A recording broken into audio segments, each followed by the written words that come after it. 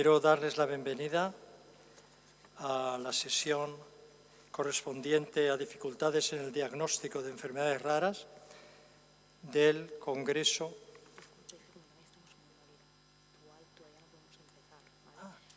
¿Cuándo me aviséis? Sí, por favor. Mejor. Vale, como estamos en virtual, hasta que no me avisen no podemos empezar. El agradecimiento a la Universidad Católica de Murcia, que nos ofrece este espacio excepcional y único para tener este encuentro. Y vamos a empezar la sesión que voy a moderar. Mi nombre es Bernat Soria y soy investigador del Instituto de Investigación Sanitaria del Hospital General de Alicante. Y también soy catedrático en la Universidad Miguel Hernández de Elche. La sesión es acerca de las dificultades en el diagnóstico de enfermedades raras. Está organizada de forma académica y en la primera sesión el doctor Óscar Bolaños nos comentará los conceptos básicos del ADN, el código genético y su conexión con las funciones biológicas, las variantes genéticas y también qué implicación tiene la tecnología de secuenciación en este momento. Así que, Óscar, muchas gracias y adelante.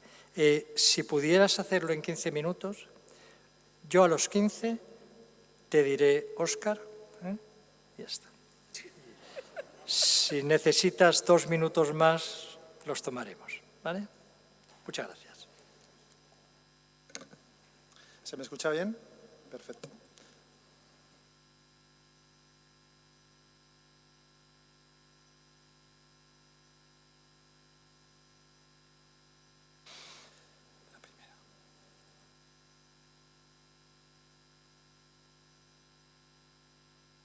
Bueno, buenas tardes a todos. Bueno, para mí es un placer compartir mesa con Bernat, Belén, Alexio para esta sesión de por la tarde. Sobre todo agradecer al comité organizador, al comité científico por haberme invitado. Un poco la idea que se me pidió, sobre todo también está por aquí, creo Miguel Ángel, es mi implicación ha sido en los últimos años, sobre todo en la parte de secuenciación masiva. Es una palabra un poco de moda, secuenciación masiva, medicina genómica, etcétera, y el impacto que puede tener en la mejora del diagnóstico en enfermedades minoritarias, ¿no? Lo que he intentado un poco en esta presentación son conceptos muy básicos, quizás haciendo analogías con otro tipo de aplicaciones y, lógicamente, en 10 minutos no va a dar tiempo a revisarlos todos, pero bueno, que todos tengamos una pincelada de esta información que podemos a veces escuchar, ¿no? En los diferentes medios, publicaciones, etcétera. Entonces, bueno, aparte de que es secuenciación masiva, tenemos que empezar primero con una base, ¿no? Que son conceptos de genómica. Bueno, todos nosotros compartimos una estructura dentro de cada una de nuestras células. Esta estructura, que es el ADN, digamos, conlleva un poco la implicación de todas las enfermedades, digamos, de toda la información, funciones y genes. Esto lo vamos a comparar un poco como una estructura de un libro, una obra literaria, ¿no? Todos, digamos, cuando abrimos un libro vemos un número de letras que están ordenadas para dar una estructura, unas palabras, unos párrafos, unos capítulos y al final va a dar sentido a este libro. ¿Cuántas letras tenemos nosotros en nuestro genoma? Tenemos 3.200 millones de letras. ¿Cuánto tardaríamos en leerlas? Si nosotros estuviéramos leyendo sin parar durante toda nuestra vida, aproximadamente tardaríamos unos 70 años. ¿Cómo podemos leer estas letras de todo nuestro genoma?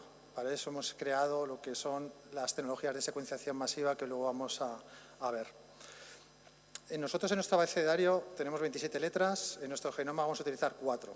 Y como sabéis, bueno, van en pares, son complementarias, adenina, timina, guanina, citosina. Y estas letras se van a ordenar de una forma continua en nuestro genoma. Y a todos nos gusta un poco ordenar nuestra vida, nuestras ideas. Y una de las estrategias que ha utilizado a nivel biológico nuestro cuerpo es utilizar lo que es empaquetar toda esta información en una serie de estructuras denominadas cromosomas. Sabéis que compartimos 22 pares de cromosomas que se denominan autosómicos y luego tenemos un par de sexual que nos va a otorgar nuestra identidad como varón o mujer. los cromosomas están ordenados de mayor a menor, quizá el cromosoma 1 tiene un contenido genómico aproximadamente un 8,5% del genoma y de los más pequeños 21, 22. Hubo una controversia, el 22 al final es un poquito más grande que el 21, pero estamos hablando del 1% de la información genética. ¿Cuántos genes tenemos? Bueno, hay diferente controversia sobre esto, 18, 20.000, dependiendo un poco de las diferentes bases de datos. Y todo ese ADN lo tenemos en cada una de nuestras células en el cuerpo humano. ¿Cuántas células tenemos? 37 millones. 37 millones son 18 ceros, 37 seguidos de 18 ceros. La longitud de nuestro ADN, como podéis ver en las ilustraciones, está empaquetado en estos cromosomas, en todas las células. Si lo estiráramos completamente, aproximadamente tendríamos una longitud de 1 metro. Lo tenemos dentro de nuestras células. Entonces, vamos a ir haciendo analogías en la presentación de estas letras, estas 4 letras, que se van a estructurar en palabras, lo que denominamos codones. En nuestro genoma, cada codón son 3 letras, es decir, nosotros estructuramos palabras que tienen sentido en 3 letras, y estas 3 letras van a transcribirse a un aminoácido. Estos conceptos también nos suenan. Los aminoácidos son las estructuras básicas de las proteínas. Tenemos proteínas que pueden ser funcionales, estructurales, de defensa, hormonas, también son enzimas, por ejemplo. Todas estas proteínas van a dar unas funciones en nuestro organismo, pero todo ello a partir de lo que es el paradigma de la genética desde nuestro código genético, ¿no?, que es el ADN. Yo creo que lo hemos revisado durante el día de hoy. Las enfermedades minoritarias o enfermedades raras, bueno, enfermedades raras es un concepto que tampoco me gusta mucho. Al final, las enfermedades raras no son tan raras como parece, ¿no?, por el número de pacientes que hay. Pero bueno, se estima que aproximadamente el 80% de estas enfermedades tienen un origen genético. Al final, la medicina genómica lo que intenta ver es el origen de esa variante patogénica que nos va a dar ese fenotipo de un paciente, esas características clínicas de este paciente. También hay una controversia en el número de enfermedades. Quizás el concepto de enfermedades quizás dentro de unos años sea un concepto antiguo, ¿no? También nos gusta clasificar grupo de enfermedades, ¿no? Una fibrosis quística puede tener más de 1.300, 1.500 mutaciones. Normalmente los clínicos, cuando se enfrentan a un paciente, intentan ver las características de ese paciente, pero sabéis que hay muchas características o fenotipos solapantes. Bueno, no quería entrar en unos conceptos muy técnicos, pero bueno, pseudodeficiencias, efectos pleiotrópicos, poligenia, etcétera, ¿no? Entonces, ahora mismo en las diferentes bases de datos se estima que hay aproximadamente unos 20 millones de variantes patogénicas ya en el genoma humano. Cada una de ellas se podría categorizar como un tipo de enfermedad. Y hay algunas que incluso los pacientes, aunque a veces detectemos una variante patogénica, se está estudiando, sobre todo en proyectos un poco de medicina genómica más avanzados en otros países, que el 5 o el 10% de los pacientes no solo tienen una variante patogénica, tiene más, que explica el fenotipo completo del paciente. Probablemente este concepto de intentar clasificar pacientes por enfermedades en unos años quede obsoleto, ¿no? Decir tiene que todos esos 3.200 letras que tenemos, todos los que estamos en la sala somos diferentes, tenemos variantes en nuestro genoma que no son patogénicas, sino que son polimorfismos benignos que nos van a dar nuestras características, ¿no? Características de si somos más altos, más bajos, si somos rubios, ojos azules y otras un poco más internas, ¿no? Es decir, que existen variantes en nuestro genoma. Aproximadamente nosotros compartimos un 99,91, 92% de nuestro genoma con el que tenemos al lado.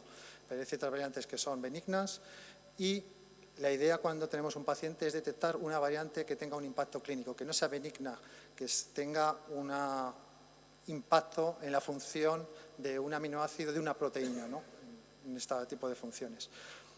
Bueno, decir tiene que muchas de las enfermedades genéticas, lógicamente en fase germinal, tienen un impacto muy temprano en los pacientes. De hecho, que sabéis que hay países que ya han incluido el uso del genoma en unidades de cuidados intensivos neonatales para detectar esta etiología genética en fases tempranas.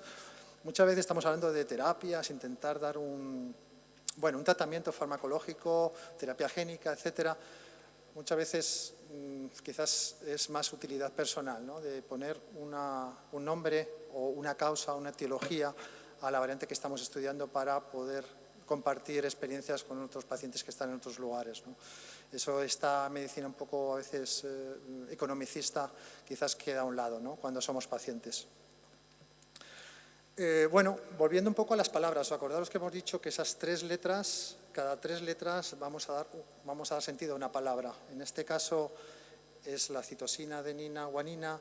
¿Veis una U? La U, bueno, no quiero entrar un poco en detalle, pero sería un poco sustitutivo en el ARN de la timina. Y esas combinaciones de estas 3 letras nos van a dar la traducción en un aminoácido concreto, ¿no? Entonces, cuando tenemos una mutación en nuestro genoma, un cambio de una de estas letras, ese cambio puede ser que no tenga un impacto, es decir, un cambio que se denomina sinónimo. En este caso tenemos, veis, 3 letras que son 3 citosinas, 3 CCC. Si cambiamos una de ellas, al final el impacto no va a ser patogénico, vamos a codificar o vamos a dar sentido a tener un aminoácido en la traducción, que es una prolina, pero hay otra serie de cambios en nuestro genoma que sí lo va a tener. Si veis, en vez de cambiar la posición tercera en este codón, en estas 3 letras, y cambiamos la última, tendríamos otro tipo de aminoácido. ¿Es importante cambiar ese aminoácido? Depende. Esto va a depender de la función que tenga ese aminoácido dentro de la proteína, de la estructura tridimensional, de la función, etcétera. Y eso es lo que vamos a tener de detectar. Volviendo al libro. ¿Qué tenemos cuando tenemos una mutación? Cambiamos una letra de nuestra frase. En este caso estáis viendo que la frase inicial hemos cambiado una O. Nosotros quizás podamos comprender la frase, pero en nuestro sistema de traducción genómico a veces no ocurre así. Entonces esto implica que nuestro gen ya no es funcional y no creamos una traducción correcta. Podemos también tener el impacto de que cambie una de la letra haga que esa frase pare y no tengamos una estructura completa de una proteína. O también podemos tener el caso de que nos evite la traducción de una parte de esa frase, ¿no? En este caso veis que falta en la frase de abajo lleno de. Al final es un poco unas analogías con un contexto más gramatical, pero bueno, que todos lo podamos un poco entender. Otro tipo de alteraciones genómicas puede ser una deleción, que perdamos una parte de ese ADN, entonces también la frase deja de tener sentido. O podemos tener duplicaciones, ¿no? Podemos tener que una de las palabras la tengamos repetida varias veces. Esto también va a crear que no tenga sentido. Podemos tener, otra de las alteraciones genómicas es que una palabra cambie de sitio o que una palabra esté invertida.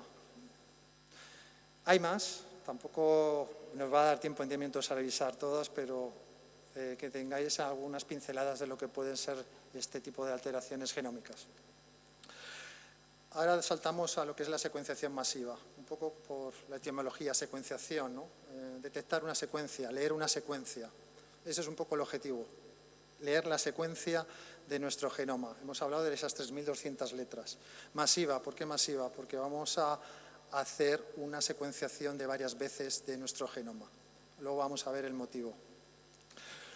¿Qué tardaríamos en hacer una secuencia de 3.200 millones de letras? Pues quizás ¿os acordáis que el primer proyecto de genoma humano, que acabó en el 2003, que se publicó en Nature, digamos, tardó aproximadamente unos 17 años, con varios grupos multidisciplinares a nivel mundial?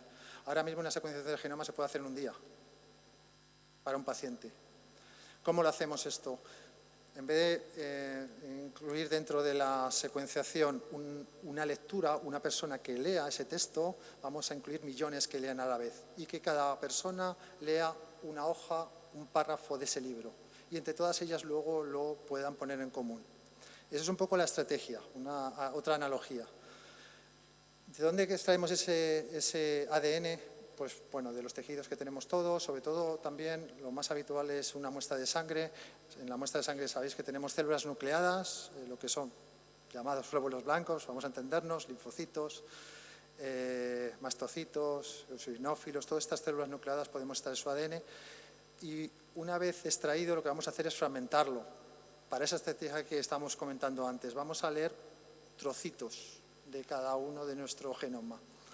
Estos fragmentos de ADN lo vamos a fijar a un cristal que se denomina una flow cell en el equipo de secuenciación y cada parte de esa flow cell, donde va a estar una parte de nuestro genoma, va a ser leído. Es decir, que vamos a hacer muchos millones de lecturas, por eso el tema de secuenciación masiva, de fragmentos cortos de nuestro genoma fragmentado.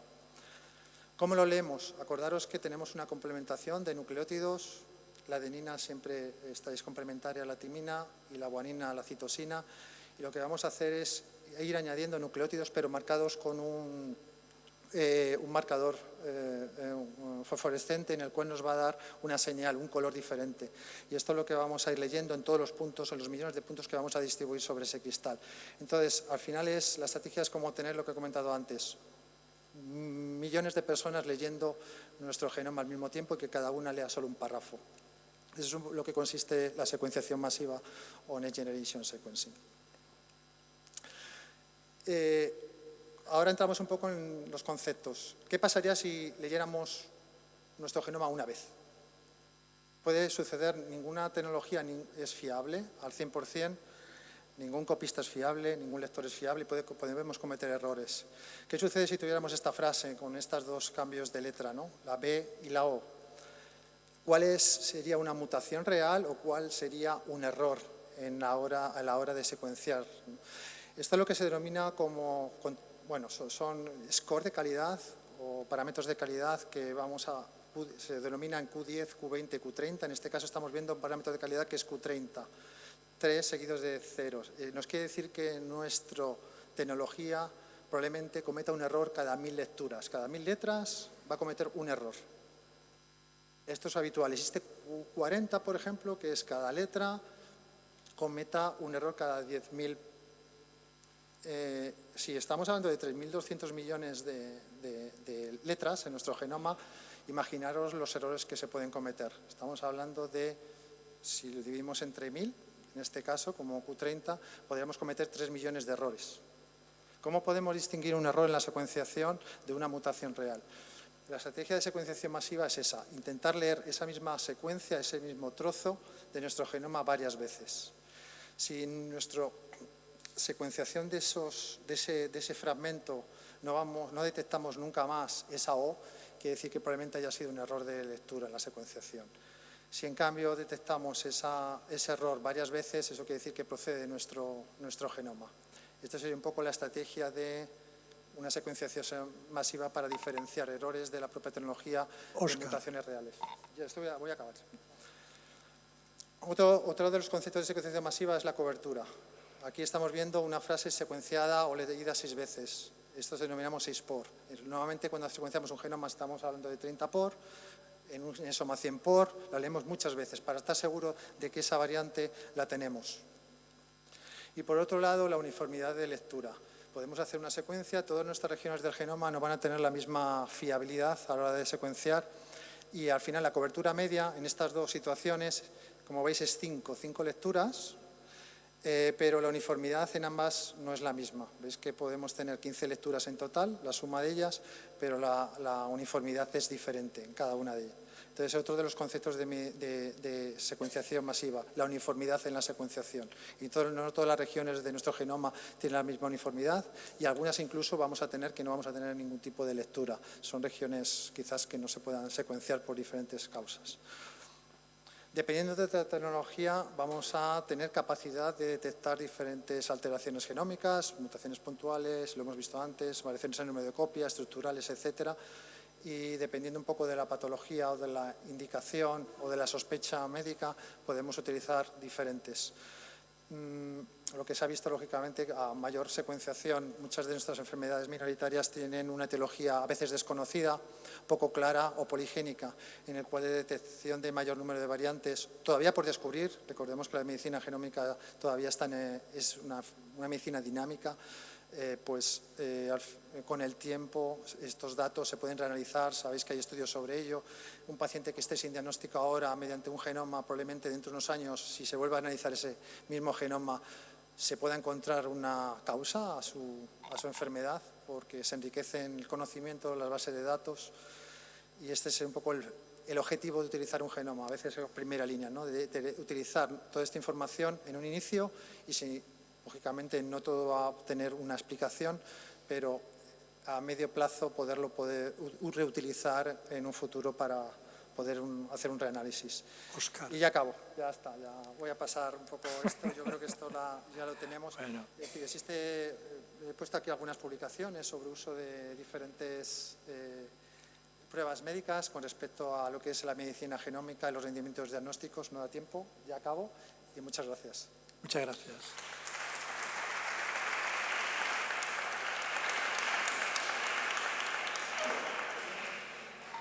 Tenemos tiempo para una o dos preguntas muy cortas, pero lo que voy a hacer, Óscar, es pasar la pregunta al final a todos, porque la pregunta que todos los años hacemos es cómo podemos mejorar el diagnóstico precoz de las enfermedades de prevalencia baja o enfermedades raras.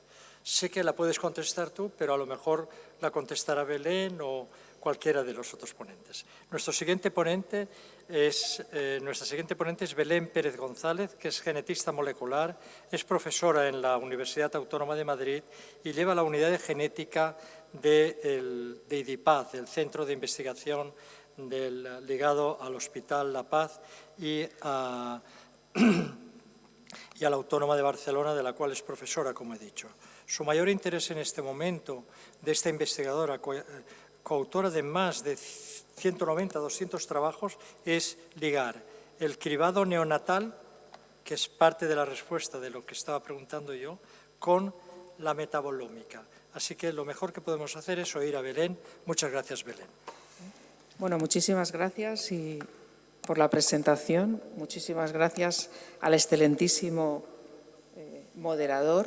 Y además le doy las gracias, que yo no lo sabía, por haber sido uno de los impulsores del CIBERER. Yo pertenezco al CIBERER, del que estoy francamente muy satisfecha y orgullosa. Y creo uno de los impulsores, no, el impulsor. Bueno, pues el impulsor, con lo cual agradezco y felicito por esa iniciativa y agradezco a los que me han invitado a estar aquí en Murcia, a la que vengo de forma muy habitual porque me une bastantes actividades de trabajo. Bueno, yo voy a hablar sobre el cribado neonatal actual, los nuevos enfoques, y lo vamos a centrar en enfermedades metabólicas, pero simplemente porque es una punta de lanza, es cómo puede comenzar el nuevo cribado neonatal, pero bueno, puede estar extendido a otras muchas enfermedades raras. Perdón. Bueno.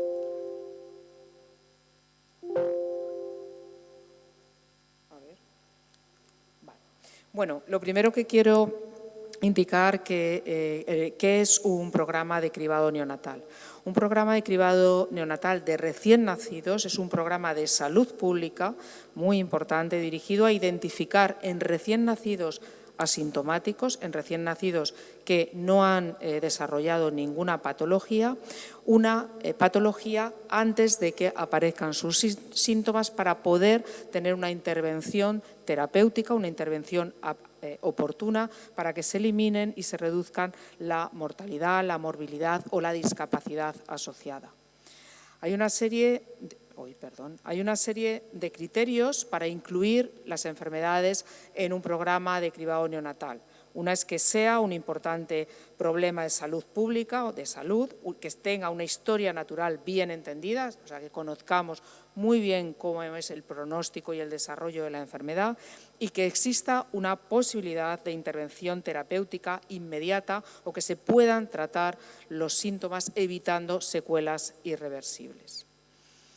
El programa de cribado neonatal es un ejemplo de medicina de precisión, preventiva, vamos a prevenir, y personalizada. ¿Por qué? Porque implica una detección específica para prevenir un daño y tratar de forma personalizada a cada uno de los pacientes. Se van a encontrar recién nacidos enfermos entre los sanos, con resultados rápidos y precisos, con un seguimiento personalizado y una terapia, evitando el daño de estos trastornos que pueden ser tratables. Pero quiero indicar un aspecto, y es que esto no es una prueba, es un programa. Es un programa que va desde la detección del recién nacido hasta toda su trayectoria vital, con un seguimiento. No es realmente una prueba. Este es el esquema en tiempo de lo que ha sido el programa de cribado neonatal. El programa de cribado neonatal comienza en los años 60, con la enfermedad más paradigmática que hay en la detección y prevención de enfermedades, que es la fenilcetonuria, una enfermedad que antes de ser identificada en los primeros días de vida provocaba una discapacidad intelectual invalidante totalmente. Gracias a su detección por una prueba sencilla, una prueba en el talón desde los años 60, estos pacientes reciben una intervención terapéutica, que es una intervención dietética y en algunos casos con algunos fármacos que han sido desarrollados a lo largo de los años, evitando cualquier secuela, cualquier daño neurológico, pudiendo ser que ahora mismo pudiera estar un fenilcetonúrico sentado aquí, oyéndonos, haber realizado su carrera y haber hecho cualquier vida normal. Es un ejemplo de prevención. A lo largo de los años esto se ha ido moviendo gracias a las tecnologías. La implementación de la espectrometría de masas, gracias a esta tecnología tan potente, con una simple gota de un recién nacido se pueden detectar hasta casi 50 enfermedades que pueden ser tratables o prevenibles. Y la nueva revolución, que es la tercera revolución del cribado, viene con la secuenciación masiva, que nos ha explicado con detalle y muy bien el anterior ponente. La nueva tecnología de secuenciación nos va a permitir mejorar y ampliar este cribado para detectar cada vez más enfermedades, evitando secuelas irreversibles. El actual programa de cribado neonatal, como digo, detecta con una simple muestra de sangre en papel, con un sistema automático muy sensible y específico, casi 50 enfermedades diferentes que están producidas por más de 100 genes, de tal manera que realmente existen más de 130 enfermedades que se detectan, porque cada enfermedad está asociada a un gen, aunque muchas de ellas tienen un único biomarcador. Esta es la cartera de servicios del Sistema Nacional de Salud. La cartera de servicios del Sistema Nacional de Salud incluye 7 patologías, de las cuales 5 son metabólicas. Actualmente está en revisión, ya en Consejo de Estado, la nueva cartera de servicios del Sistema Nacional de Salud, que lo va a ampliar a 11. Esta es la cartera del Sistema Nacional de Salud universal. Todos los recién nacidos deben de ser evaluados, testados para estas enfermedades, 7 u 11 en el futuro. ¿Qué es lo que pasa? Que hay una inequidad tremenda a lo largo del territorio español. Hay una inequidad que no debía de ser permitida. Dependiendo de dónde nazca un recién nacido, recibirá más o menos información de estas patologías que tienen que ser detectadas. De esta manera, la región con más patologías que se detecta es la región de Murcia, con 37 de las 42 pruebas de las 42 patologías que se pueden detectar. El resto pasamos desde 8 en Asturias a 8 en Cantabria. Entonces hay que oír a los pacientes cuando te dicen: si mi hijo hubiera nacido 20 kilómetros más allá, ahora mismo no estaba como está, con una aciduria metilmalónica.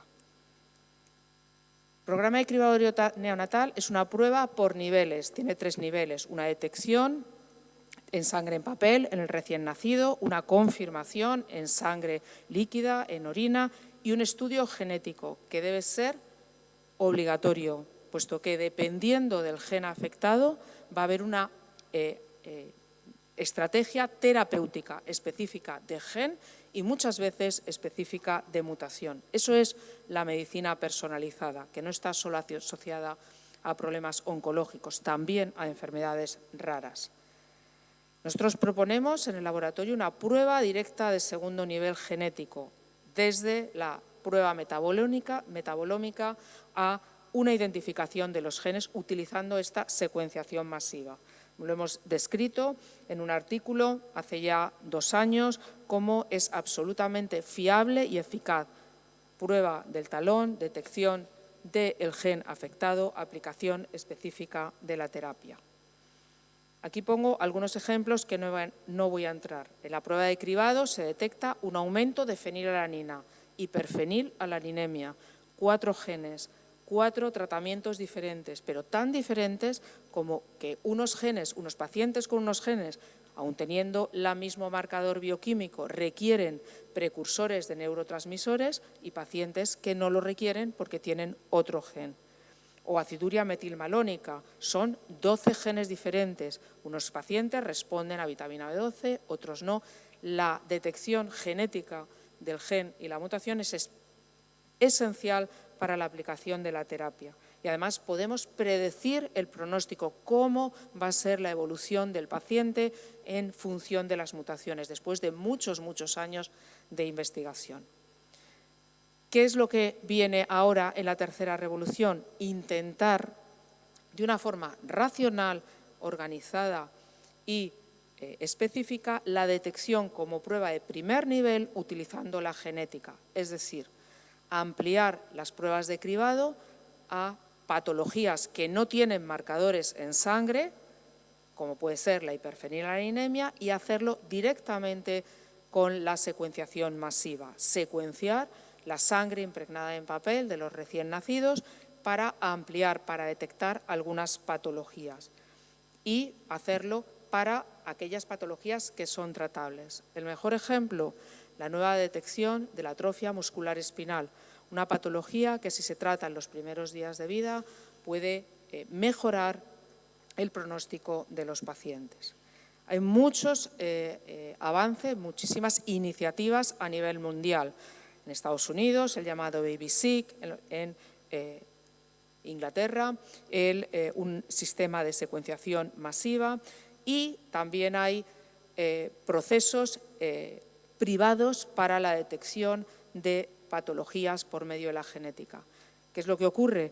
Que una detección a nivel de compañías privadas lo único que genera es inequidad y no detectar a todos los niños y a todos los enfermos por igual, basado en la posibilidad económica de que una familia tenga posibilidades de acceder a este screening neonatal.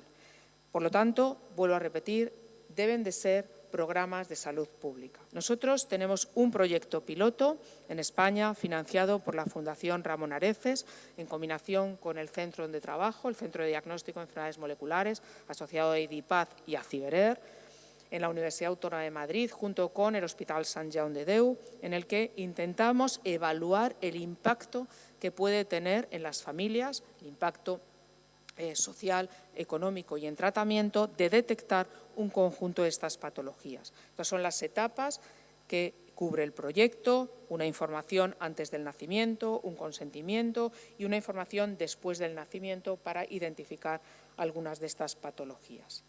Este es cómo está organizado el proyecto, con un comité de expertos que incluye familias, pediatras, genetistas, neonatólogos, obstetras, expertos en ética que vayan a evaluar qué es lo que estamos haciendo para tener dos ramas de un proyecto, unos individuos que van hacia el programa de cribado neonatal estándar de espectrometría de masas que os he contado y otro que va hacia los programas estándar de cribado junto con el cribado genético para la emisión de informes de defectos accionables. ¿Por qué? Porque la irrupción de las nuevas terapias es tremenda. Hay cientos de ensayos clínicos para las nuevas patologías genéticas. Y yo sí que soy confiada en que en el proyecto IRDIC llegue a un aumento considerable del número de enfermedades tratables, bien con terapia, como la nueva terapia del RNA. Si algo ha tenido bueno nuestra pandemia de COVID es que ha desarrollado tecnológicamente una manera de administrar fármacos y eso va a ser muy útil en muchas enfermedades raras y ya se están trabajando en ese aspecto. Se ha desarrollado, porque había mucho dinero, estos sistemas de administración de fármacos y está en auge la utilización de esta terapia de RNA, las terapias génicas, enzimáticas, etc. Por lo tanto, la secuenciación como prueba de primer nivel es una estrategia que no tiene por qué ser más sensible que las actuales. no tenemos por qué invalidar las actuales, una prueba muy eficaz y muy eficaz para la detección de estas patologías. No va a reemplazar el programa de cribado, simplemente lo va a complementar y necesitaremos otros ensayos, en el caso de las enfermedades metabólicas, ensayos bioquímicos para ayudar a comprender lo que vemos en el genoma y la afectación que puede tener en los neonatos. La utilización de la tecnología, que no voy a entrar, que ha contado Óscar, si secuenciamos todo el genoma completo o solo una parte, pues vamos a tener que balancear entre datos del laboratorio de detección de falsos positivos y negativos, y todavía se está trabajando en ello, y es uno de los retos, es elegir cuál es la mejor tecnología. Pero una de las cosas muy importantes es elegir qué genes, qué patologías se pueden mejorar el cribado. Y estos son algunos de los criterios para poder incluir alguna patología en el nuevo programa de cribado neonatal genético. Genes que tengan una evidencia, una fuerte evidencia de causar un trastorno de inicio en la niñez. Ya hemos visto en la anterior ponencia cómo muchísimas enfermedades raras tienen un efecto pediátrico muy acusado. Genes con penetrancia incompleta, en el que la aparición del gen provoque una patología clara, asociadas a enfermedades con tratamiento y que se pueda prevenir sus efectos devastadores. Aquí hay algunas de las enfermedades que se está trabajando sobre su inclusión en el nuevo programa de cribado neonatal. Enfermedades asociadas al cribado actual, hacer paralelamente el cribado actual y la genética, otras enfermedades metabólicas y otras muchas patologías, como he indicado, la atrofia muscular espinal, la distrofia muscular de Duchenne, Fanconi, etcétera. Un montón de enfermedades, este simplemente es un ejemplo. Nos enfrentamos al gran reto. Nosotros podemos secuenciar en muy poco tiempo cualquier genoma de cualquier individuo que está sentado en esta sala, pero hay que distinguir lo que va a provocar una patología de lo que no va a provocar una patología. Ese es el gran reto que tenemos. Lo tenemos en pacientes que tienen síntomas, que están sin diagnosticar, y en los asintomáticos. Entonces, ese es el gran reto y en el que estamos trabajando, porque paralelamente a la secuenciación tiene que haber un programa de evaluación funcional, de evaluación en los laboratorios de lo que estamos viendo es la causa de la patología, para que pueda haber una relación entre lo que vemos y el fenotipo.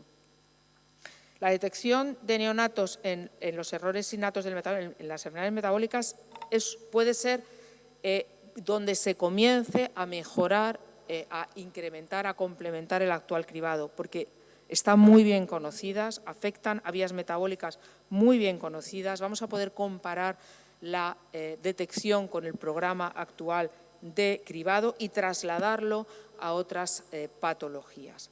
Belén, Y este es el proceso. ¿se puede simplificar un poco? Sí, ya acabo. Este es el proceso que se propone: combinar el diagnóstico genético con el cribado actual de espectrometría de masas para encontrar realmente verdaderos positivos y verdaderos negativos que se beneficien de la medicina personalizada. Hay un esfuerzo tremendo de colaboración, de estandarizar, de compartir herramientas, de predicción computacional, de desarrollo de estudios funcionales y, sobre todo, y siento que me lo oigáis un día tras otro, la cualificación de los profesionales, la especialidad de genética clínica, pero no es una reivindicación profesional, es de seguridad y mejora en el diagnóstico y el tratamiento de los pacientes. Espero que algún día me vuelvan a invitar aquí y pueda decir: hemos conseguido, gracias a personas que están aquí, que nos apoyan en la especialidad de genética. Quiero acabar diciendo que el proceso del cribado neonatal genómico está preparado para mejorar y ampliar el actual cribado neonatal, combinando datos de genómica y metabolómica, que debe haber un consenso nacional de forma equitativa para todos los recién nacidos de todas las patologías que haya que cribar, y que se necesitan profesionales bien formados en genética clínica. Y bueno, doy las gracias al Centro de Diagnóstico, a toda la gente que trabaja en el Centro de Diagnóstico de Enfermedades Moleculares y, por supuesto, a todos los financiadores de este proyecto y de todos los proyectos que tenemos en enfermedades metabólicas hereditarias. Muchas gracias. Bien, muchas gracias, Belén.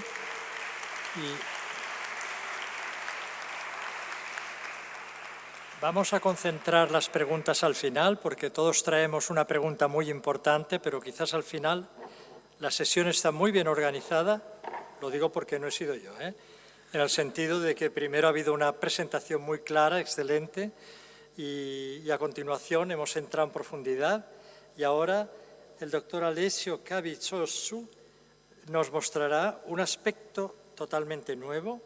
Él es un profesor de esta universidad, del papel de la termografía en ciencias de la salud y cómo nos puede ayudar en los procesos que estamos estudiando.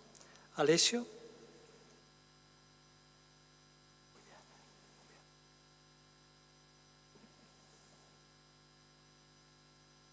Bueno, buenas tardes. Antes de todo, pues deciros que es un honor estar aquí, pues en mi casa y bueno, delante de mi gente, que veo que afortunadamente hay muchos alumnos de ciencia de sanidad, de fisioterapia, de medicina, por lo que, bueno, a ver si lo disfrutamos y si le sacamos partido a este tipo de jornadas.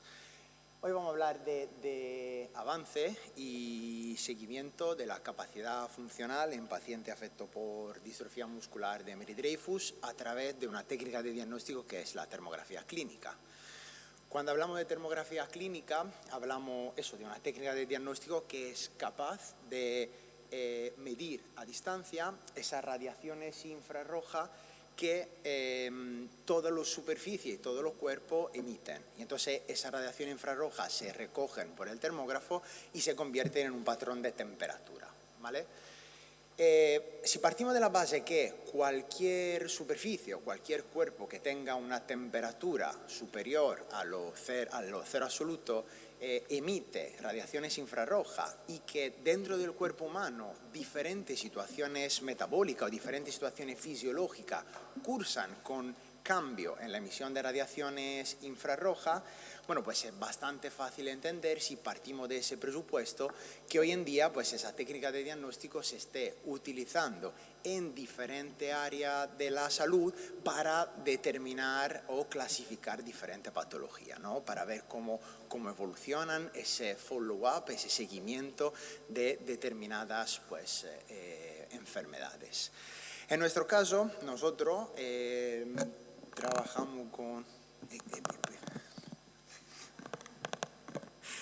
En nuestro caso, nosotros hemos trabajado a través del análisis de la distrofia muscular de Emery-Dreifuss, que es una condición genética rara. De hecho, se estima que haya menos de una persona afecta por cada 1.000.000 de personas sanas en el mundo. Pero sí que es cierto que la investigación dentro de esta enfermedad va evolucionando mucho y de hecho hoy en día se sabe que esta enfermedad tiene un carácter tanto recesivo como dominante o como recesivo exclusivamente ligado al cromosoma X. Esta enfermedad lo que produce en los pacientes afectos son contracturas y rigidez musculares, puesto que principalmente afecta el sistema musculoesquelético, generando incluso deformidades en este tipo de paciente donde se pierde esa correcta distribución, esa correcta simetría del sistema musculoesquelético y, como no, puesto que el sistema muscular se ve afectado, el corazón se ve afectado. Entonces, este tipo de pacientes cursan con palpitaciones, mala tolerancia al ejercicio, incluso insuficiencia cardíaca, síncope y presíncope que si no vienen tratados desde un punto de vista farmacológico de la manera correcta conllevan al fallecimiento, ¿no? Conllevan a la muerte de este tipo de pacientes. Nosotros, a través del análisis termográfica, lo que hemos intentado ver ha sido valorar cuál podía ser, o bueno, si la termografía podía ser una buena herramienta diagnóstica y una buena herramienta de seguimiento de este tipo de pacientes. ¿Por qué? Porque puesto que la enfermedad cruza con afectación cardíaca, muchos de los pacientes tienen, por ejemplo, un marcapaso, un desfibrilador interno, y eso no es compatible con toda la técnica de diagnóstico, ¿no? La termografía, como cualquier otra clínica, tiene su pro y su contra. Lo que sí queríamos ver es si antes de plantear nosotros el trabajo, alguien había planteado algo parecido, ¿no? Entonces hicimos nuestra primera gran revisión sistemática, nuestra primera búsqueda dentro de la principal base de datos, relacionando los términos termografía y Emery Dreyfus, y lo relacionamos entre ellos con todo su sinónimo a través del operador lógico AND y OR. Y bueno, pues la sorpresa, que luego no fue gran sorpresa en realidad, es que nadie se había planteado hacer esto antes, ¿no? Luego ya nos encontrábamos con el gran problema de poder justificar, ¿no?, el uso de esta técnica en este tipo de pacientes. Sin embargo, ampliando un poco la búsqueda dentro de la base bibliográfica, nos dimos cuenta que sí que es cierto que nadie había utilizado esta técnica para la evaluación de esta enfermedad, pero sí que se había utilizado en enfermedades que cursaban con la misma clínica, ¿no? Entonces, con esa sustitución de tejido adiposo, de tejido trófico frente al tejido muscular sano. Y de hecho, esa eran justo la base sobre la cual nosotros planteábamos sentar nuestro trabajo. Es decir, la idea que un tejido muscular sano es un tejido vascularizado, es un tejido funcional, mientras que un tejido trófico es un tejido avascular, es un tejido rígido, es un tejido que no es funcional. Y eso, de alguna manera, podría estar generando cambio metabólico y cambio fisiológico dentro del tejido, por lo que quizás las radiaciones infrarrojas podían verse afectadas. Esa era nuestra primera hipótesis que pudimos comprobar en nuestro segundo trabajo analizando 2 pacientes afectos por distrofia muscular de Emery Dreyfus con 17 años de edad, es decir, claramente en 2 estados evolutivos diferentes de la enfermedad, ¿no? Puesto que actualmente la termografía se considera como una herramienta complementaria, hemos tenido necesariamente que asociar la imagen termográfica a otra técnica de diagnóstico. Y claro, aquí venía el gran problema, porque estos pacientes llevan, como dije anteriormente, un desfibrilador interno. Luego no era posible hacer un análisis mediante resonancia magnética. ¿Por qué? Porque el campo electromagnético podía dañar el aparato electrónico. El problema de la ecografía, que quizás pudiera haber sido la elección más cercana debido al análisis del tejido muscular, era que si queríamos analizar grandes regiones anatómicas, hacer una ecografía era un proceso muy largo, y además para un estudio ecográfico de este nivel se necesita una mano muy experta y mucho tiempo. Entonces, pues la otra opción era el TAC, y de hecho pues el TAC es la primera elección que se utiliza en este tipo de paciente para controlar la evolución del tejido muscular. No es la más fiable para el tejido muscular, y de hecho tiene un problema, que todo el mundo sabe que el TAC trabaja con radiaciones, y según los últimos datos, para expulsar de manera completa a nivel celular todas las radiaciones que se cogen en un TAC pueden pasar entre 5 y 8 años, ¿vale? Entonces, pues nuestra idea era la de vamos a hacer el último TAC y vamos a ver si podemos encontrar una solución a este problema. Y efectivamente lo que encontramos en estos 2 pacientes con 2 estados de la enfermedad, 2 estados evolutivos de la enfermedad diferentes, es que a medida que el TAC nos enseñaba la atrofia muscular en los tejidos, en ese mismo tejido la termografía no estaba reflejando una disminución de la temperatura. Algo que a priori puede parecer muy lógico, pero que efectivamente pues, tiene gran sentido. Es decir, un tejido trófico no es un tejido que a nivel metabólico está funcionando de manera correcta. La sangre no fluye de manera correcta dentro de ese tejido, luego eso disminuye esa temperatura, ¿no? Esa agitación térmica de los tejidos. Sin embargo, este tipo de trabajo tenía una limitación, que no nos permitía realmente exponer un dato cuantitativo de la enfermedad. Es decir, sí nos decía que es cierto que hay una relación entre la imagen TAC y la imagen termográfica, pero funcionalmente no nos proporcionaba ningún dato, ¿no? Entonces, pues, un otro estudio, el tercer estudio que se llevó a cabo fue sobre la funcionalidad del sistema. Y aquí se pudieron reclutar 4 hermanos de la misma familia y los 4 afectos por distrofia muscular de Emery-Dreifuss. Es decir, a nivel bibliográfico es el único caso registrado de una familia tan grande con tanto caso dentro de la misma casa, en fin. Y el estudio... Alessio, cuando puedas ir recortando. Es que recortamos ya.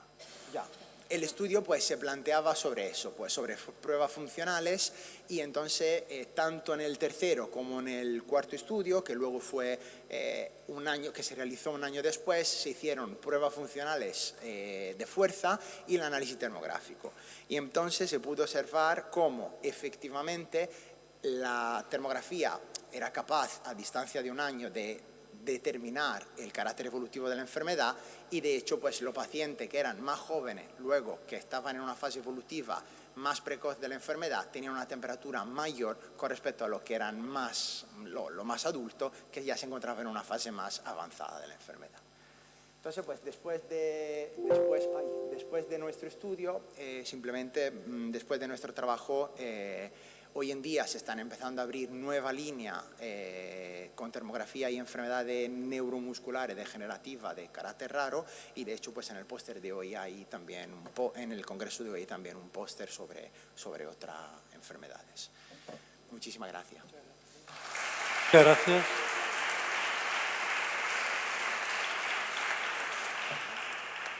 Muchas gracias, Alessio, por haber introducido esta técnica novedosa. Comprueben, por favor, si Pedro Serrano está en disposición de conectarse. Yo tengo una pregunta. He visto que es coautora Fina Vegara y no la veo. Ah, vale. Yo estaba buscando, o se ha teñido el pelo porque era rubia cuando hizo la tesis conmigo, o tiene un concierto porque tocaba la flauta muy bien y entonces tendría un concierto esta tarde. Luego te veo, Hemos publicado algunos trabajos juntos y no sabía bien. Muchas gracias. Tendría un concierto esta tarde. Entonces, si Pedro Serrano está en condiciones de entrar a la conexión, la última presentación de esta tarde, de esta sesión, no de la tarde, es del profesor Pedro Serrano Aguilar, que es jefe del Servicio de Evaluación Tecnológica en la Dirección del Servicio Canario de Salud.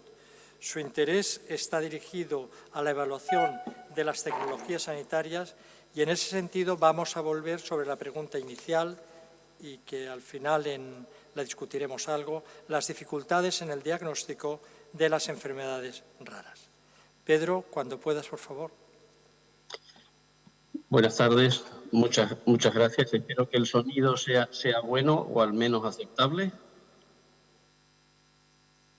¿Lo es? Está muy bien, Pedro, perfecto. Te vemos perfectamente y el sonido es bueno. Gracias. De acuerdo, simplemente especificar que yo hoy aquí estoy en representación de la Red Española de Agencias de Evaluación de Tecnologías Sanitarias. Entonces, con su permiso, voy a compartir pantalla, ¿no? Y me dice que no puedo compartir pantalla mientras otro participante está haciéndolo.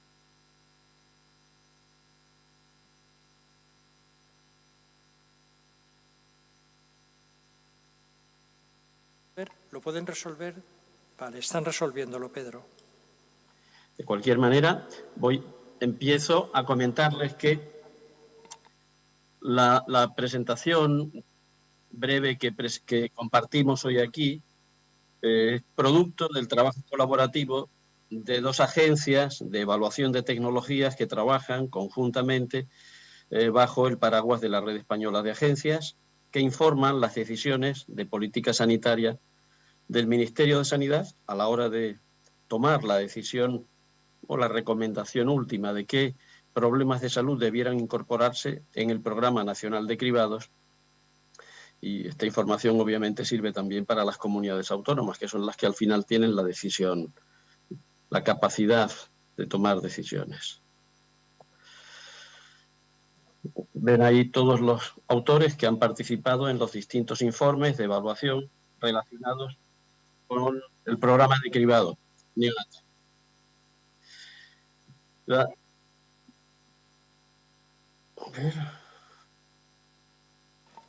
Tenemos la imagen en pantalla, Pedro, adelante. ¿Sí? La imagen está en pantalla perfectamente. Bien. ¿No? Y permítanme despegarme un poco más de lo que ha sido la línea de contenidos de las exposiciones previas. Lo señalaba el doctor Suria hace un momentito. Las 4 intervenciones tienen 4 perspectivas diferentes que espero que sepan ustedes integrarlas y aprovechar la información que se está dando aquí, ¿no? Cuando vemos los sistemas sanitarios, que al final son los que tienen la responsabilidad de poner en marcha, financiar cualquier tipo de innovación tecnológica, al menos 4 cuestiones surgen que pueden ser consideradas retos o amenazas, y ahí las tienen. Hay más, pero estas son en las que yo me he querido centrar ahora mismo. La sociedad, lo hemos visto hoy, nos pide más a todos, más cerca, más rápido, más servicios, con más calidad, y la tecnología, el esfuerzo inversor de la industria nos proporciona procedimientos para avanzar. Esto se acompaña de un impacto económico importante que los servicios de salud tratan de vadear como pueden, especialmente en los escenarios que nos han tocado vivir en estas últimas décadas, que son restrictivos.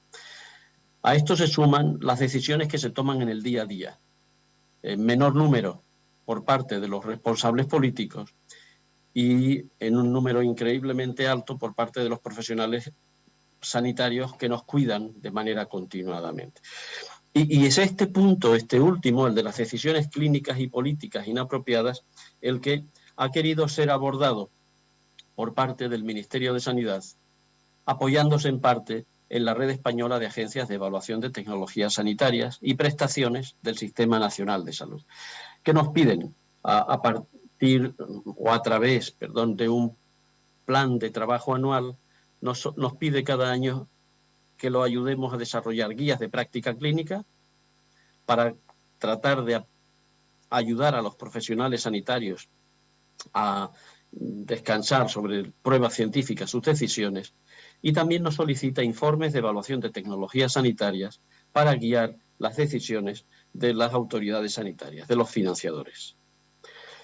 Lo que viene ahora se da la mano con la exposición que ha llevado a cabo la doctora Belén Pérez hace un momentito. No me voy a detener en eso, por lo tanto, nos ha dejado muy claro qué es un programa de cribado neonatal, cuál es su objetivo, pero yo añado un objetivo adicional que realmente se cumple en ocasiones, no siempre. Es la esperanza de que, además de detectar y tratar precozmente los problemas de salud relevantes de las personas, y hacerlo en momentos precoces donde la vida pueda alcanzar un desarrollo pleno, se pretende también controlar, idealmente reducir, los costes totales, los sanitarios y los sociales, los que afectan a la familia, que puedan estar relacionados con la enfermedad. Y también la doctora Pérez nos ha señalado algunos de los criterios clásicos que desde hace más de 50 años Wilson and Younger comparten con la comunidad profesional. Faltaban criterios en la exposición que hemos visto hace un momentito. La existencia de un periodo sintomático, existencia de una prueba precisa, garantías de costo-efectividad y de impacto presupuestario asumible por parte de quien lo va a financiar. Si no, no vamos a ver esa prueba de cribada incorporada en el programa. Y recientemente, como muy bien señalaba la doctora Pérez, estamos requiriendo pruebas científicas de que el programa de cribado tenga un impacto real sobre la morbimortalidad, y esto requiere procedimientos de monitorización y control de calidad a medio y largo plazo. Esto no lo vemos en muy pocos programas de cribado. Lo podemos estar viendo en el programa de cribado de cáncer de mama, pero en los programas de cribado neonatal es algo que no estamos viendo.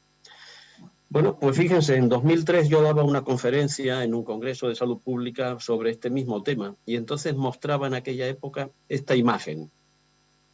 Una imagen en donde se ponía de manifiesto que una comunidad autónoma española que incorporó muy precozmente la tecnología de espectrometría por tándem masas, llevaba a cabo una oferta de servicios muy diferente de la que proporcionaba el resto de comunidades autónomas. Y el Ministerio esto le impactó y llevó a cabo una serie de actuaciones concatenadas, relacionadas, para tratar de homogeneizar la oferta de cribado neonatal y tratar de reducir las desigualdades en el Sistema Nacional de Salud. Para eso impulsó el desarrollo de un documento marco que, bajo la supervisión de la Comisión de Salud Pública del Consejo Interterritorial del Sistema Nacional de Salud en 2010, se llegaron a consensuar criterios a nivel nacional para guiar las decisiones de cribado neonatal en las comunidades autónomas. Y acto seguido creó también el Consejo Interterritorial un grupo de expertos.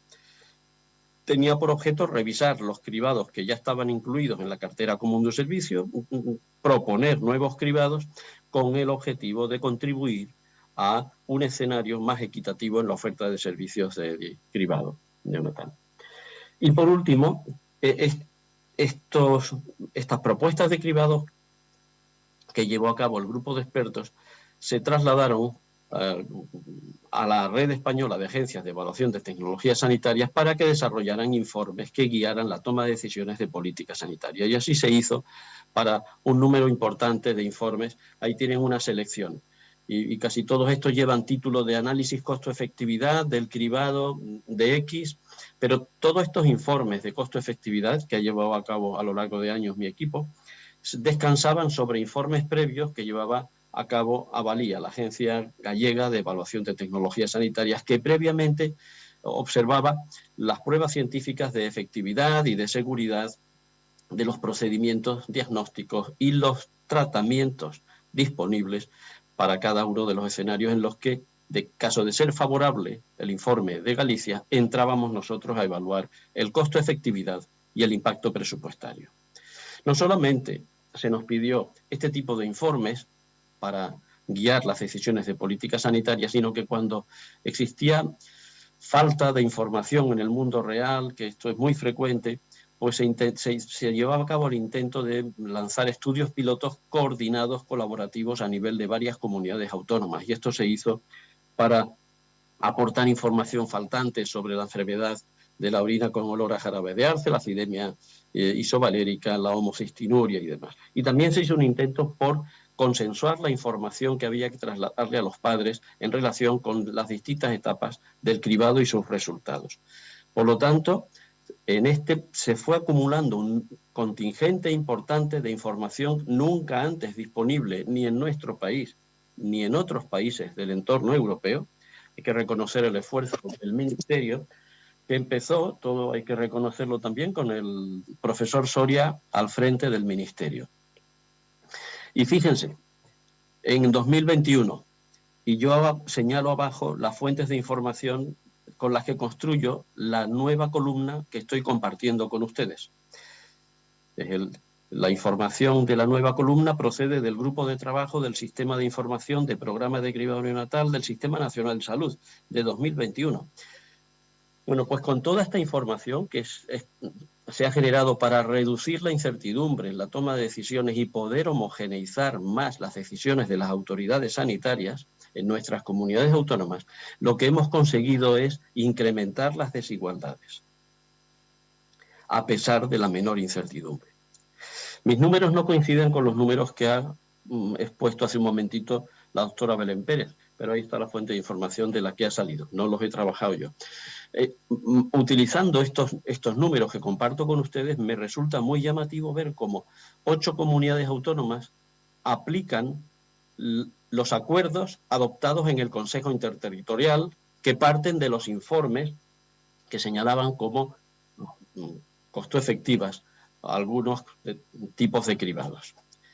Hacia abajo hay 7 o 8 comunidades autónomas que toman decisiones distintas, mientras que los criterios que se han utilizado para incorporar por parte de Castilla y León, Asturias, Baleares y las que siguen, esas 7 entidades para el programa de cribado nacional, mientras que conocemos los criterios, para el resto de comunidades autónomas no los conocemos.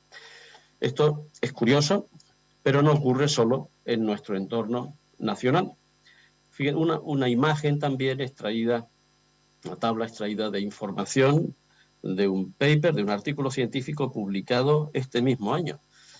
Nuevamente he podido comprobar que no toda esa información es veraz, pero esto está extraído de un artículo científico publicado este mismo año. Y qué curioso ver cómo países tan desarrollados como Noruega y Finlandia, con compromisos sociales tan notables, únicamente están creando una entidad. Y como Italia, en el sur, tiene otro comportamiento distinto. En medio hay dos patrones diferentes. El que representa Reino Unido, Suiza y Francia, con 6 entidades incluidas en sus programas de cribado neonatal, y con un poquito más de variaciones, Holanda, Chequia y Alemania. Por lo tanto, hay patrones muy diferentes para la toma de decisiones por parte de las autoridades sanitarias, a pesar de tener información que debieran favorecer la homogeneidad en este tipo de decisiones. Desigualdades existen no únicamente en lo que acabamos de ver, en relación con el número y tipo de enfermedades incluidas en los programas de cribado, sino también con cómo se aborda a los padres para informarles del programa, con los procesos de acreditación y recertificación de los centros y programas de cribado, en las estrategias de obtención de muestras que contribuyen a la validez de los resultados, en la comunicación de resultados y gestión de los casos positivos, y lo que es muy importante también en la monitorización y evaluación de resultados a largo plazo. Concluimos. A pesar, como ven ustedes ahí, leen conmigo, a pesar de los esfuerzos de las autoridades sanitarias en España y en Europa, la variabilidad y las desigualdades en cribado neonatal se incrementan. Y lo han hecho porque a partir de la incorporación de una tecnología que se demostró altamente costo-efectiva, como fue el tándem masas, la interpretación política que se hizo de esta característica de costo-efectividad del tándem masas ha sido muy distinta en España y en otros países de alrededor. Y quizás tengamos que prever que la incorporación próxima de las pruebas genómicas para mejorar el proceso de cribado también pueda contribuir paralelamente y no de una forma deseable a incrementar las desigualdades en el futuro próximo. Que me he atrevido a incorporar aquí algunas sugerencias. Lo que debería ocurrir en España y en Europa, pues que las políticas de salud estuvieran realmente basadas en pruebas científicas, y hemos visto que a pesar de existir pruebas científicas en nuestro país, las decisiones son muy distintas. No se explican las razones por las que esas decisiones son tan diferentes, por lo que también debería haber más transparencia en la toma de decisiones, para explicar las desviaciones de las directrices de los acuerdos, que no recomendaciones, acuerdos que se adoptan en el Consejo Interterritorial. La siguiente me parece interesante, importante, y es que estamos viendo que se están tomando decisiones con criterios distintos a los de las pruebas científicas. Y debería hacerse un esfuerzo por identificar esos criterios, esos valores sociales que están pudiendo justificar que algunas comunidades autónomas u otros países tomen decisiones tan diferentes. Esos criterios y valores deberíamos identificarlos, discutirlos, consensuarlos e incorporarlos en la toma de decisiones. Por último, también se debería evaluar los resultados de los programas una vez que se implantan. Cuando se implantan parece que apagamos la luz y ya no generamos información. Y sería muy importante evaluar a medio y largo plazo el impacto que están teniendo esos programas sobre las personas, la sociedad y también la economía del país. Ya está. Muchas gracias. Muchas gracias, Pedro, por la claridad de la presentación, y que enmarcada en el conjunto de presentaciones previas, yo creo que nos puede dar paso a 5 minutos de debate, y recuperamos el horario, que hay que hacer lo posible para que todos los ponentes dispongan de una oportunidad, y ustedes también, de presentar sus datos y discutirlos. Yo he puesto una pregunta sobre la mesa para todos los ponentes. Si alguien tiene alguna pregunta corta, y por favor una respuesta corta, este es el momento. Tenemos 1, 2 y 3.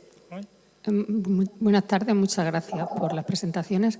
Mi pregunta va dirigida sobre todo a Belén Pérez respecto al proyecto GenNatal, los tiempos de respuesta, porque yo creo que la secuenciación sigue siendo laboriosa y en un diagnóstico en un programa de cribado neonatal tienes que tener un resultado rápido. Entonces, ¿cómo van los tiempos de respuesta? Muy bien. Bueno, lo voy a contestar muy rápido. En mi opinión, la secuenciación es rápida. El problema está en evaluar las variantes. No es rápida. No he tenido tiempo. Tenía una diapositiva que resumía que tenemos que estandarizar y mejorar los tiempos de respuesta sin lugar a dudas, y esa es parte del proyecto. Y desde luego esto no se va a implementar hasta que a nivel en mi opinión, público, se estandarice la evaluación de todas las variantes con programas que estén estándar y de forma rápida. Y no lo podremos implementar. Gracias. Gracias. Muchas gracias. Había una pregunta allí detrás. Exacto. Si no les importa decir su nombre y filiación. Vengo de Canarias. Soy Fina, vengo de aquí de Murcia. La pregunta es para el profesor de la UCAM y yo tengo un hijo con una delección de Nomo, una enfermedad única que empezó con problemas motores. En un principio parecía una hemiplegia, pero con rehabilitación y fisioterapia fue mejorando. Él desde pequeño tiene algo que ahora se ha diagnosticado como una epilepsia, pero sin haber salido diagnóstico en ningún electro, una simple ausencia de 6 segundos en un montón de electros. Yo quiero saber si puede, con el diagnóstico termodinámico, se podría, a un caso que ahora es leve, a nivel motórico, que sí que ha tenido antes hipotonía y otras cosas, se podría diagnosticar, porque mi hijo no tiene un diagnóstico motor, se sabe que le pasan cosas raras, tiene pues contracturas, tiene problemas, unas veces tiene el tono alto, otras veces lo tiene bajo, pero se podría diagnosticar, ha hablado de una atrofia y unos problemas más severos a nivel muscular, pero se podría hacer un diagnóstico más leve y le podría producir esos síntomas más leves también un síncope y afectar al corazón, y que fuera eso lo que le está pasando, que han diagnosticado como epilepsia, a lo mejor mal diagnosticado con el tratamiento de valproico y de todo. Vale, una respuesta corta. Y si alguien tiene una pregunta muy específica, para respetar la privacidad nos la puede hacer aparte o por correo y la atenderemos. Casi es mejor hacerlo por privado, pero de entrada el diagnóstico ahora mismo con esta técnica por imagen es algo que hay que coger con pinza, porque al no haber biomarcadores musculares no se puede hablar de un diagnóstico. Lo que sí se podría ver en ese caso es cómo va evolucionando, y es bastante interesante para poder ver dónde se debería empezar a trabajar para limitar lo que pueden ser las secuelas de todo esto desde un punto de vista muscular. Gracias. Gracias por la pregunta y gracias por la respuesta. Y pasamos el micrófono aquí delante. No sé si había una allí detrás, no me acuerdo. ¿No pasa como ya? Vale. Después usted. Vale. Me gustaría preguntarle a Pedro cómo podemos los pacientes ayudar para lograr que en España no haya tantas desigualdades en las comunidades autónomas en el número de enfermedades raras que se incluyen en las pruebas de cribado neonatal. Es decir, porque ver esas diferencias de 40 a 12 o con los números que tú nos pones, la verdad es una preocupación que tenemos, y nos gustaría también saber cómo podemos nosotros ayudar para que esto cambie. A nivel europeo se está intentando, ¿no?, establecer esa homogeneización en el número de enfermedades raras que se incluyen. Pues queremos también ver cómo aquí en España podemos también impulsar esto y apoyar. Una pregunta muy clara, Pedro, una respuesta breve y clara también. Aparte de nombrar ministro de Sanidad a Pedro Serrano, ¿qué otras soluciones podemos buscar? Hasta donde yo sé, porque no tengo todo el conocimiento, nuestro país ha hecho un esfuerzo superior al de otros precisamente para homogeneizarlo. Hay que tener en cuenta que cribar más no es necesariamente mejor. La pregunta que tenemos que tener todos es ¿dónde está el número de problemas de salud que deberían ser cribados en este momento? ¿Cuál es? Y decía yo que mientras que unas comunidades autónomas están cumpliendo el acuerdo del Consejo Interterritorial y pueden responder sobre los criterios que han utilizado para financiar esas 7 entidades, el resto no proporcionan respuestas de manera transparente. Entonces, yo creo que los ciudadanos debemos pedir más transparencia en la toma de decisiones. Participar posiblemente en todo este proceso que se están sumando los pacientes al proceso de evaluación de tecnologías. Formar parte del proceso evaluativo y, como siempre, exigir más transparencia. Muchas gracias, Pedro, y perdona por la broma. No es mi intención amargarte la vida, porque lo peor que puede pasar para la salud de uno es que lo nombren ministro de Salud. Para el propio ministro, claro, estoy hablando. Tenemos una pregunta allí y cerramos el turno de preguntas y así respetamos. Vale. Me pregunta Miguel David Ortega, asistente online al Congreso, que cuál es el futuro del cribado neonatal y de las políticas públicas que se requieren para cumplir con la resolución de la ONU sobre las personas que viven con una enfermedad rara y sus familias. La trasladamos a la doctora Pérez.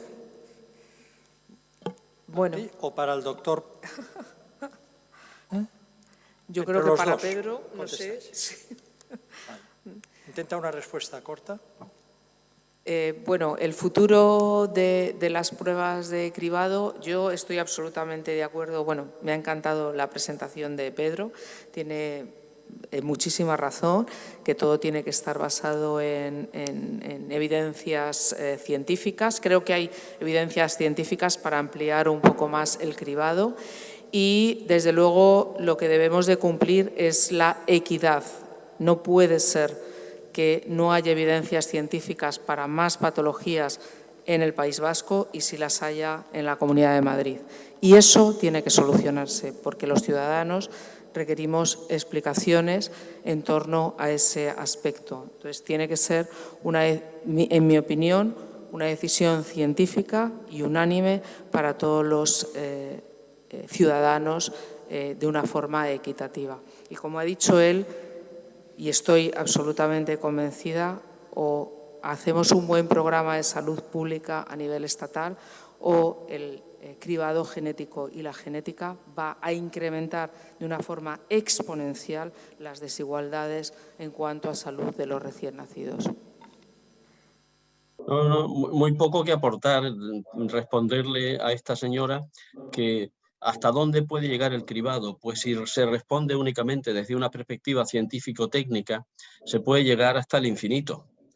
Si se responde desde una perspectiva en donde se contemple lo que se debe financiar, porque existan pruebas científicas sobre el valor, y lo que se puede financiar porque nos lo podemos permitir, entonces se acotan más, porque no todo lo que se puede detectar lo vamos a poder resolver en primeras instancias.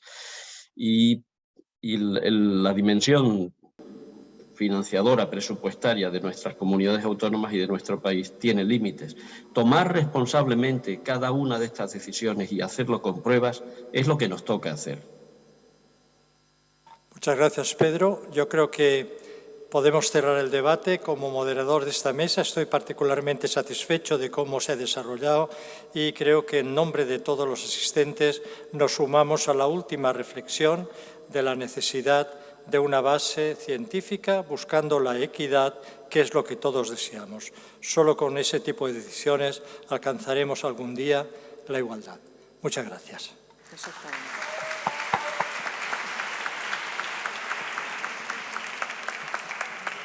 Muy bien. Un debate